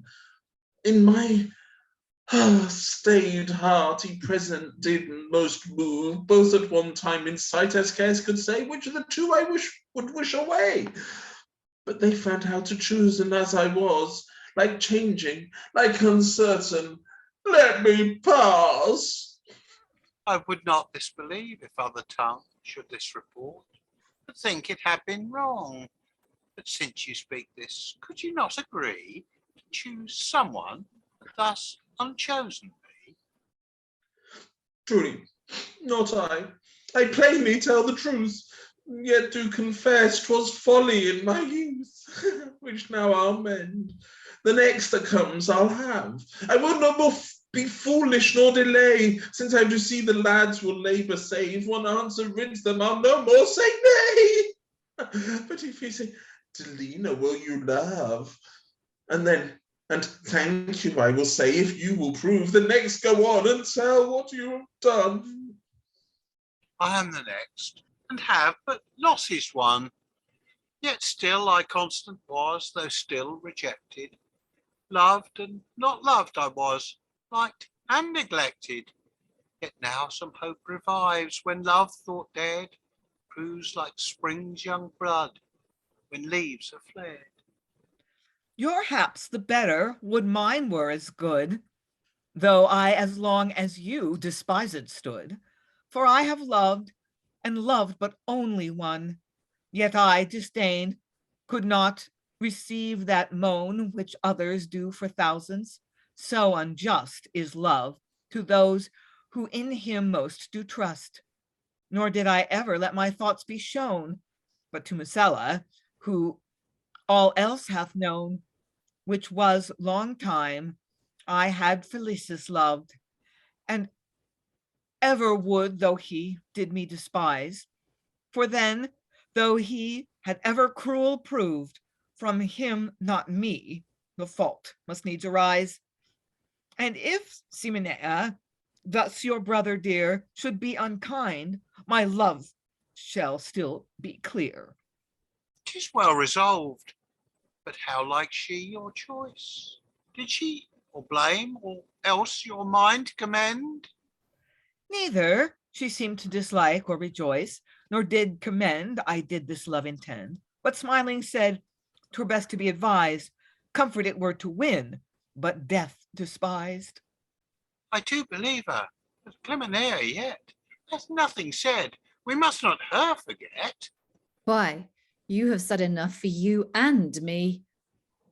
Yet for your sakes I will the order keep, who, though a stranger here by birth I be, and in Arcadia ever kept my sheep, yet here it is my fortune with the rest of you to like and loving be oppressed. For since I came, I did a lover turn, and turn I did indeed when I loved here, since for another I in love did burn, to whom I thought I had been held as dear, but was deceived. For when I for him had left my friends and country, was of him bereft, and all, but that she kindly did embrace and welcome me into this happy place, where for your sakes I meant to keep some sheep, not doubting ever to be more deceived. But now, alas, I am anew bereaved of heart.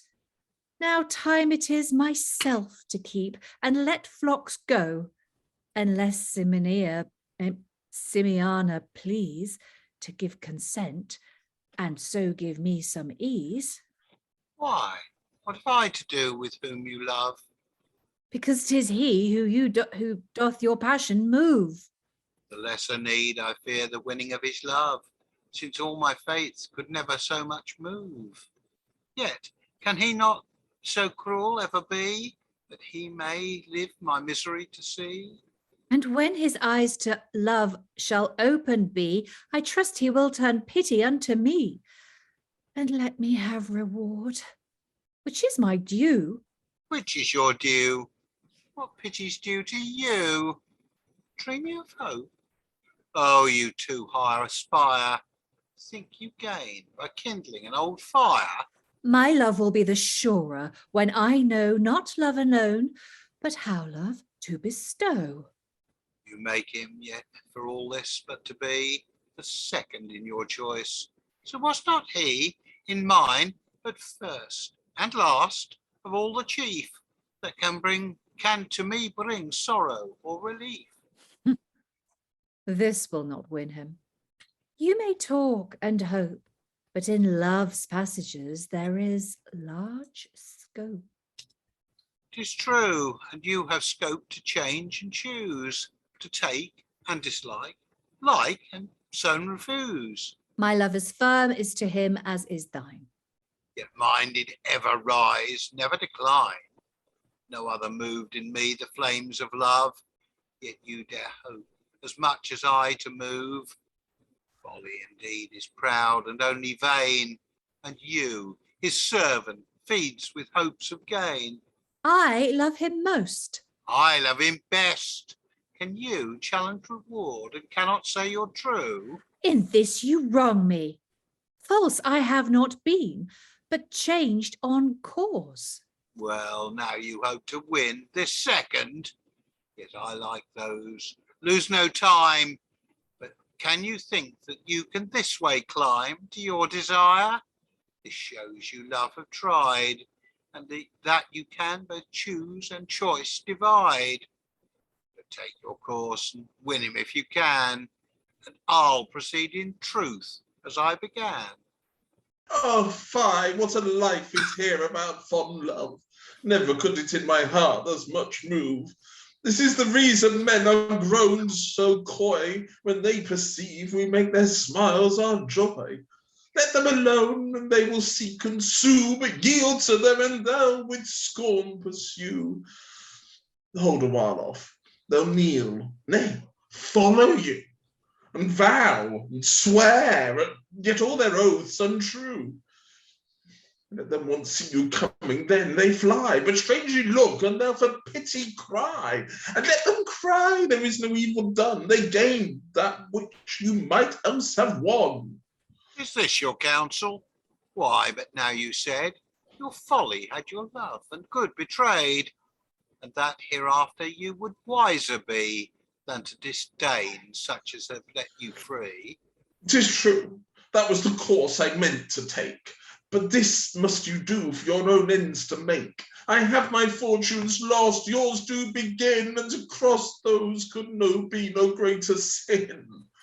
I know the world, and hear me this I advise, rather than too soon won, be too precise. Nothing is lost by being careful still, nor nothing so soon won as lovers ill.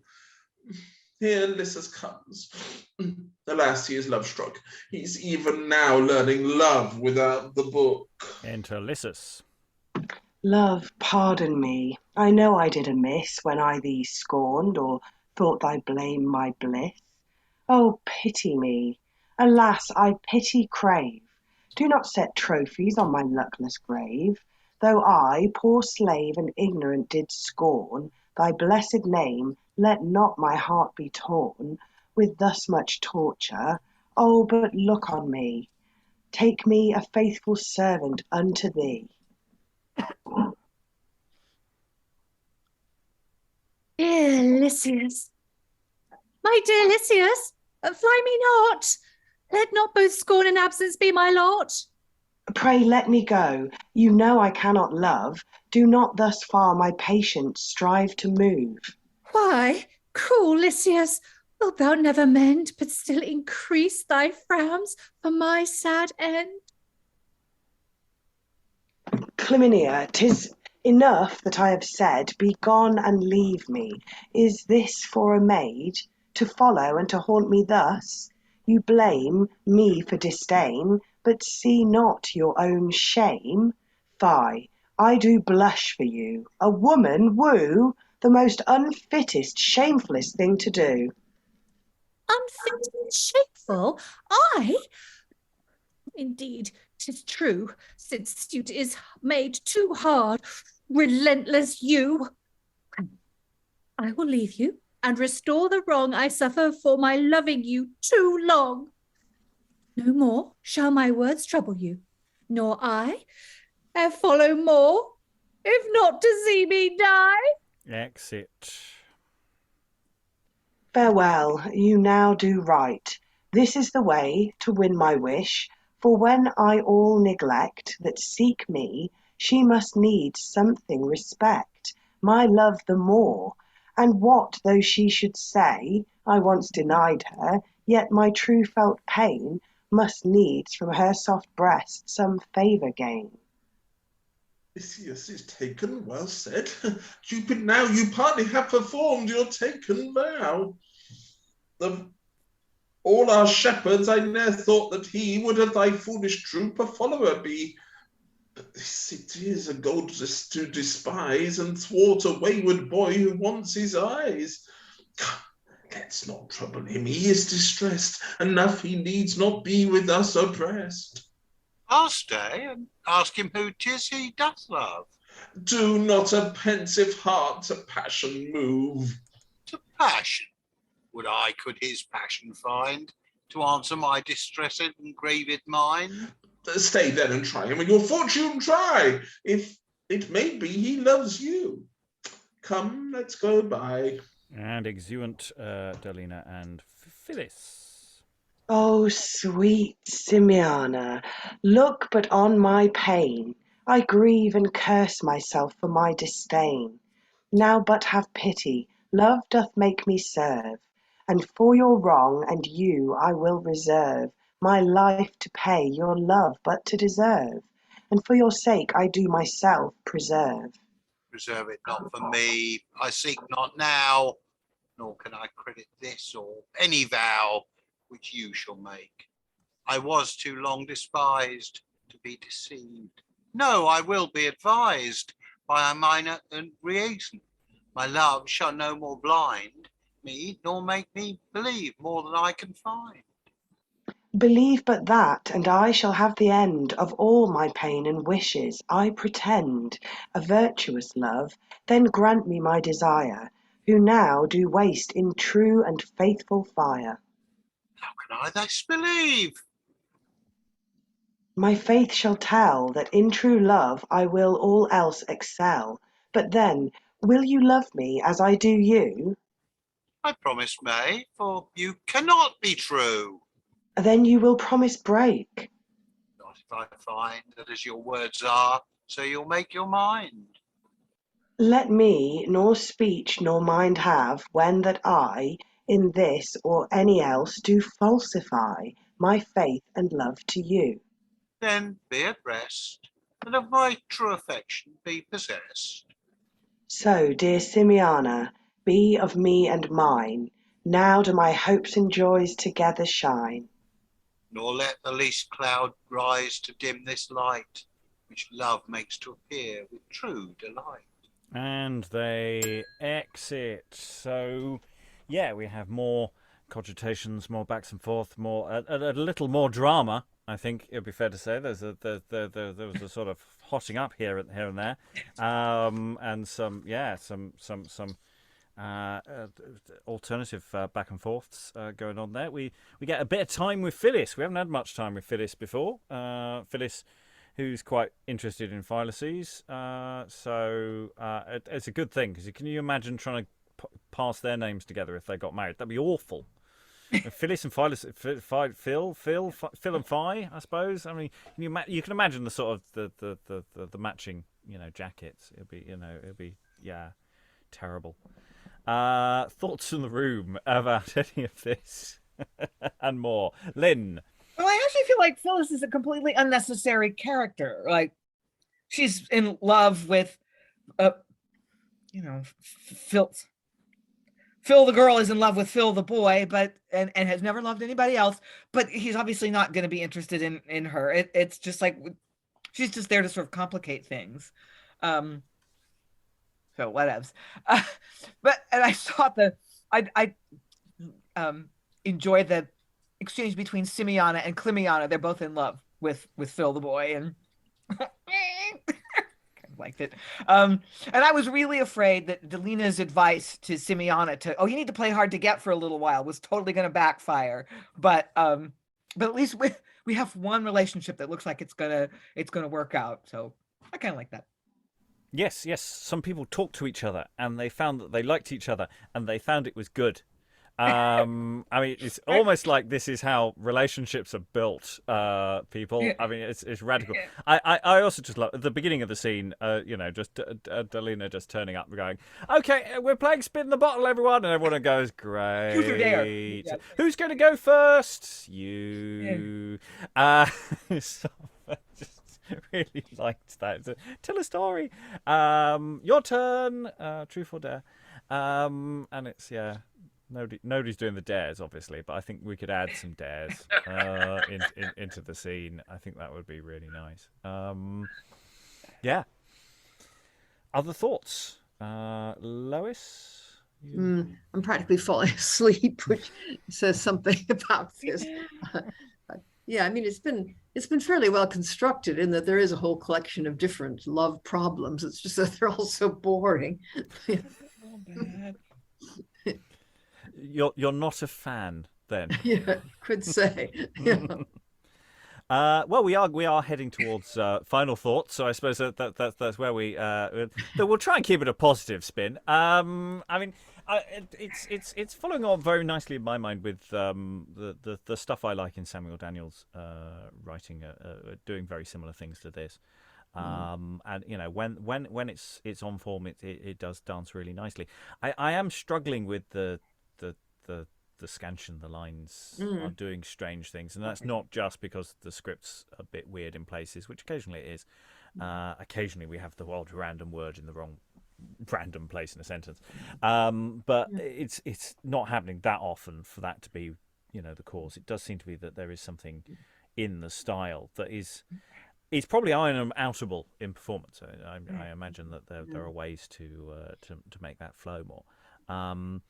And you have to really be into all the alternative options for love, which we've done before. I say in many plays, play of love. If you're going to want to go all the way back to the sort of early mid-Tudor, which is all about the various different versions of love that you can experience or have inflicted upon you, through to this. So there's part of me is always interested in just picking out bits of these kinds of things because they're interesting little mini debates in of their own rights and interesting little actor scenes as well. I like the idea of using some of these as actor scenes that people could, Climeana, or however we're pronouncing, or Simeana, Anna, or however we want to say their names.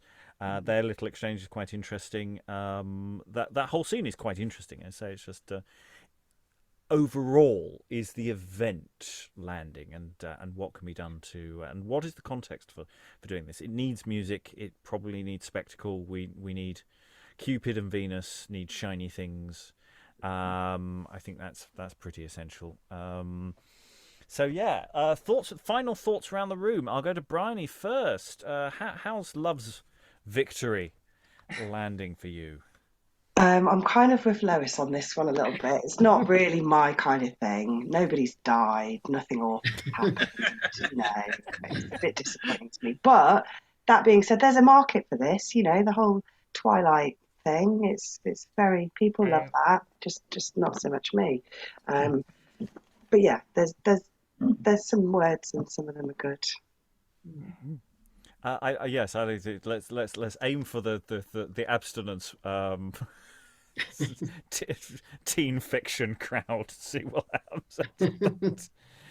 So nobody gets married at the end. Everyone just refrains. Anyway, Eric, any final thoughts? I'm just I like the whole teen school vibe, but there's a part of me going maybe just what do you call it? Maybe it's also just like almost a panto kind of like with Cupid and Venus being the God, I can't remember the terms now. Being the evil characters trying to plot and conspire. I don't know if it's going to get worse or if everything is going to go wrong for them or not, but because they're gods and so on and so forth. So there's a part of me going, I just hope it goes terribly wrong and everyone falls in love with each other and orgy. I don't know. But I'm fascinated by the fact that there's so much that this author has written on like love, and like there are only so many ways you can say I love you. I mean, yeah. I don't know. Fair enough. Alan, any final thoughts? I'm going with Lois and Briony's reaction.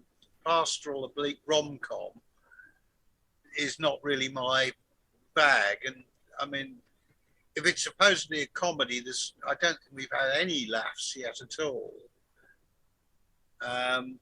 But probably wasn't going for it, and the syntax is just weird. Lois, any final thoughts? One reason people are interested in this, I think, is that they see it as Mary working out her unhappy love for her, I think it was her cousin, the Earl of Pembroke.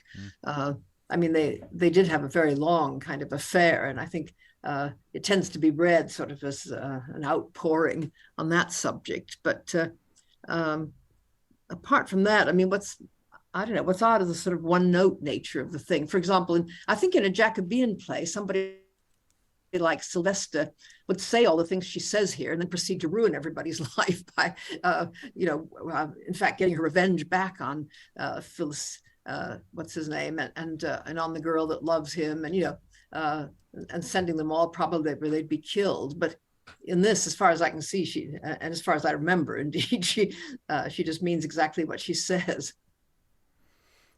Yeah, I mean, all the conflicts is external. It's it's Venus and Cupid causing trouble, but there isn't really conflict within the narrative itself. There's some people who have sort of words with each other, but they're not pitted against each other in an active way. Not all performance has to be conflict driven. It's a very GCSE level assessment of what drama should be, but it does seem that there isn't a driver to this narrative. Venus and Cupid are not the drivers they could be for this narrative. It's not like they're interacting and just changing a situation, making it worse. And it's when at the beginning of Act 2 going make it worse, and then it didn't really. Didn't actually, they were still quite sad, and they didn't, we didn't get the as much of the additional problems that could have come in there. Lynn, any final thoughts? Yeah, I agree that there's a certain amount of tedium that we're all experiencing here. Maybe it's just that the youngest of us is pretty well past this this phase of life, by a half a decade or so. So yeah, but I do also think that this format does this text no favors, because all the stopping and starting tends to increase that sense of nothing's really happening and I don't really care. So I mean, I wonder if with some trimming and a nice lively pace and some really over the top acting and some very attractive young people, dressed in modern dress that 13 to 17-year-olds would wear, it would be kind of funny and amusing and touching. It's like, oh, we all remember what that was like, especially if it all kind of works out in the end, and all of this suffering is really just sort of an exercise in suffering. I think it could be fun with the right actors and at a good pace. Will Fillis ask Musella to the prom? Find out next time. Sarah, any final thoughts? Yeah, I mean, I personally, I feel that's the way to go with this. I mean, Lynn's right. We're all here crabby and jaundiced and kind of a few far too many years down the line to have this kind of thing appeal. But I think, yeah, Lynn's right in terms of how you would stage it, but I think also you've got to think about your audience, because this is never, I don't think this play is never gonna work with a sort of adult older audience, other than as Lynn said, as a sort of, oh yeah, I remember what it was like. but you can only sustain that for, you know, a certain length of time. However, I think if you were to take this on a schools tour and actually play it to a bunch of 15-year-olds, I think they'd love it. I think they'd eat it up, honestly, because the characters, you know, that they have enough distinctions that you could really lean into that and make them sort of high school tropes. You know, there's the emo, and there's the geeky one, and there's the prom queen, and there's the prom king, and there's the sort of friend who hangs around with the jock, but kind of isn't a jock, but kind of wishes he was. And you could make this just a really, there's a lot in it. There's a lot of spirit in it, and, you know, obviously a lot of singing as well. And I think you could make this into a very entertaining teen drama, not just in terms of the cast, but actually who you market it to. I think this would go down really well in schools, and because it's written by a woman, you know, and it's a sort of rare example of a woman writing in the early 17th century. I think you could pitch this to schools and they'd love it. They'd eat it up. Actually, I think you could make some money with this. Yeah. So it's okay. People are there before us. Lois. Oh, okay. Actually, it did go quite well when I saw it. I think I'm trying to remember whether that production got rid of Venus and Cupid, because I think that might improve things, if anything. I mean, just play this thing without Venus and Cupid messing around with them. Hold on to those thoughts until tomorrow, Lois. Right. Okay. Let the play finish its journey. Any additional on what we've read and our experience in this room? Sarah.